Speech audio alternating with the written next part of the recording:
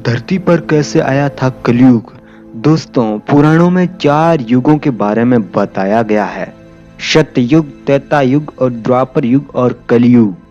कलयुग को छोड़ दिया जाए तो तीनों युगों की अपनी अपनी विशेषता और ख्याति है, परंतु कलयुग में कुछ खासियत जैसी कोई चीज नहीं है।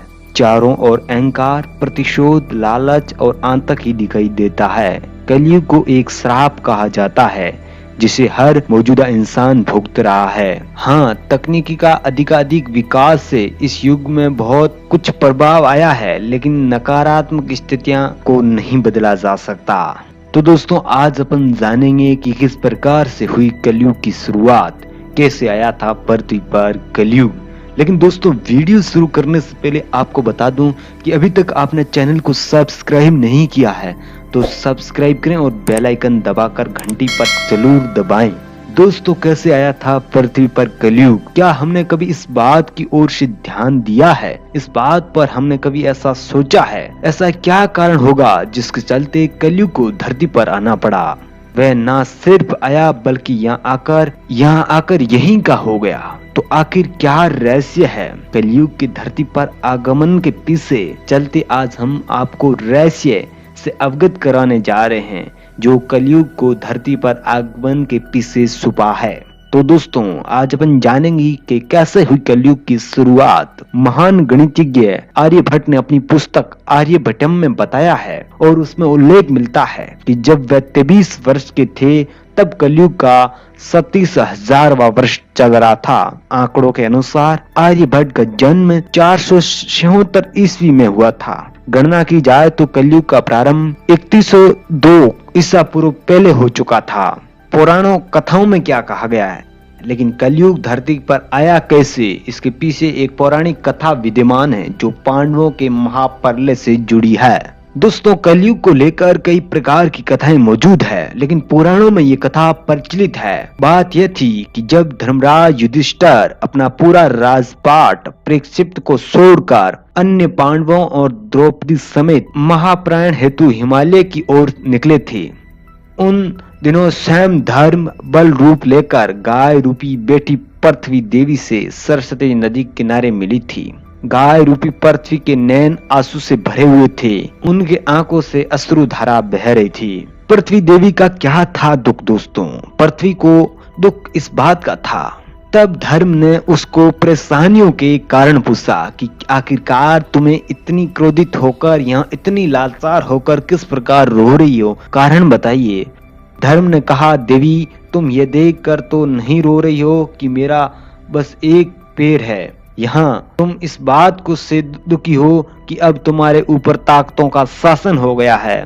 यह धर्म ने पृथ्वी से सवाल किया। इस सवाल पर पृथ्वी देवी बोली, हे प्रभु यानी हे धर्म, तुम तो सब कुछ जानते ही हो, ऐसे में मेरे दुख का कारण पूछने से क्या लाभ है? सत्य, पवित्रता, क्षमा, दया, संतोष, त्याग, शास्त्र विचार, ज्ञान, वैराग्य, शौर्य, तेज, कौशल्य, स्वतंत्रता, निर्भीकता, कोमलता, धैर्य, साहस, उत्साह, कीर्ति और गौरव, ये सारी चीजें भगवान कृष्ण के जाने के बाद इस पर कलयुग का कब्जा हो चुका है। पहले भगवान कृष्ण के चरण मुझ पर पड़ते थे, इस वजह से मैं खुद को सौभाग्यशाली मानती थी, परंतु अब ऐसा नहीं रहा। अब मेरा सौभाग्य समाप्त हो गया है।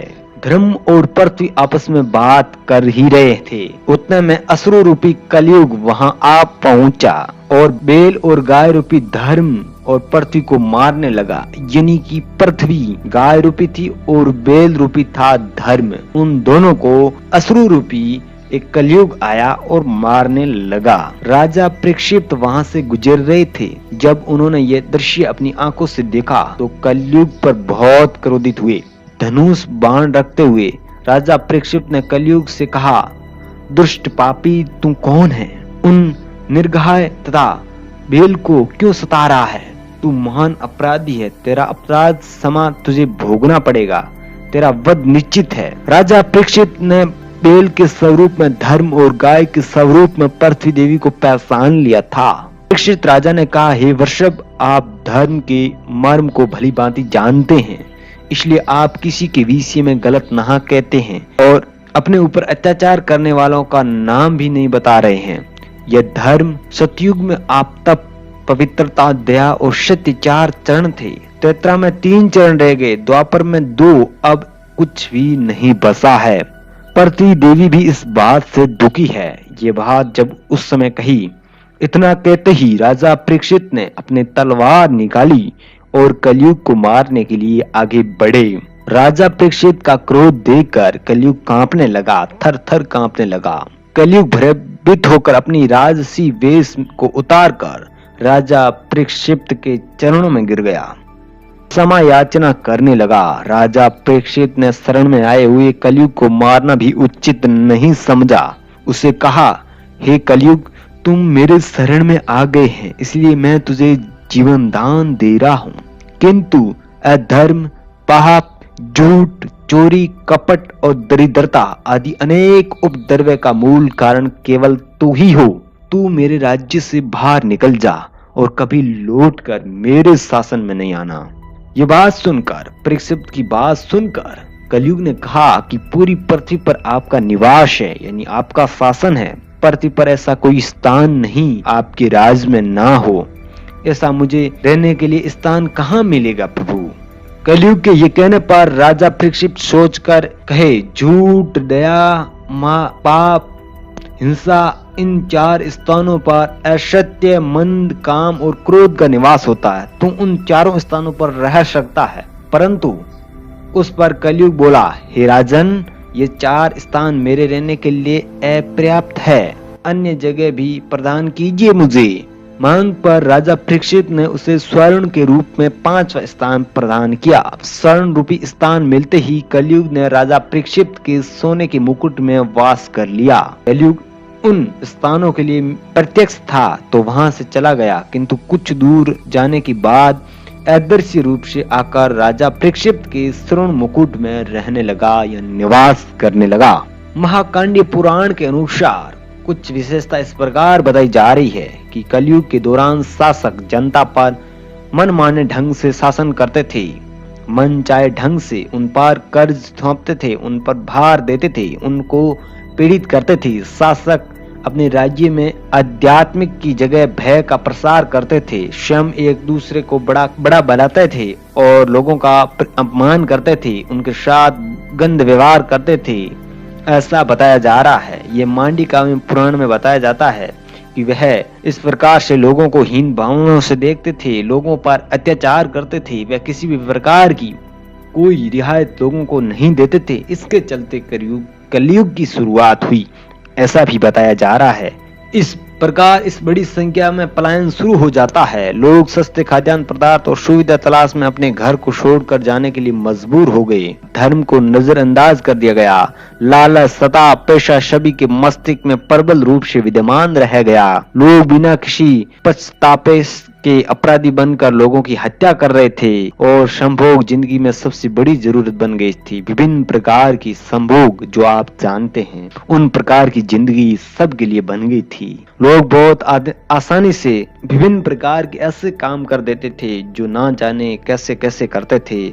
वचनों का कोई अर्थ ही नहीं रहा। लोग मंदिरों मस्जिदों में जाना छोड़ गए और नशा पथा में लपेट गए। गुरुओं को सम्मान करने की जगह उनको अपमान करने लग गए। चरम पर था जब पाप, ब्राह्मण भी ज्ञानी नहीं रहे, क्षत्रियों का सास खो गया, वैश्य अपने व्यवसाय में ईमानदार नहीं रहे, पाप अपने चरम पर हो गया। ये बात और सभी लोग अपने अपने मन से काम करने लग गए थे, यानी कि भोग विलास में लिप्त हो गए थे।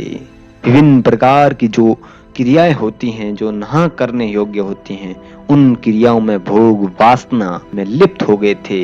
आपको बता दें, इस प्रकार से कलयुग की शुरुआत हुई थी, यानी कि लोगों को इस पाप ने, इस अखंड ने, इस अधर्म ने इस प्रकार से बनाया कि वह धीरे धीरे आते आते एक कलयुग का रूप कलिक धारण कर लिया। ऐसा बताया जाता है पुराणों के अनुसार। लेकिन दोस्तों, पुराणों के अनुसार ये साबित होती है कि धीरे धीरे कलयुग का भी अंत होगा और भयंकर तरीके से होगा, और इतना आसान तो नहीं होगा। जिनकी युग काफी समय तक चलता है, लेकिन अंत जब होगा तो बड़ा ही विनाशकारी, विध्वंस, बहुत ही खतरनाक अंत होने वाला है। तो आपको बता दूं कि अब आपको ये वीडियो जरूर पसंद आया होगा। अगर पसंद आया तो लाइक करें और पूरा समझ में आ गया है तो हाँ करें, नहीं तो फिर मैं आपके लिए एक और ऐसा वीडियो लेकर आऊंगा। अंत में आप सभी का शुक्रिया, धन्यवाद। दोस्तों अभी तक चैनल को सब्सक्राइब नहीं किया है और चैनल पर नए हैं, चैनल पसंद आ गया है, ऐसे ही वीडियो यूनिक और सटीक पाना चाहते हैं तो सब्सक्राइब करें और बेल आइकन जरूर दबाएं। सब्सक्राइब कर लेंगे, बेल आइकन नहीं दबाएंगे तो ऐसे पावरफुल वीडियोस आपके हाथ से छूट जाएंगी। तो अंत में आप सभी का शुक्रिया। Thanks for watching this video.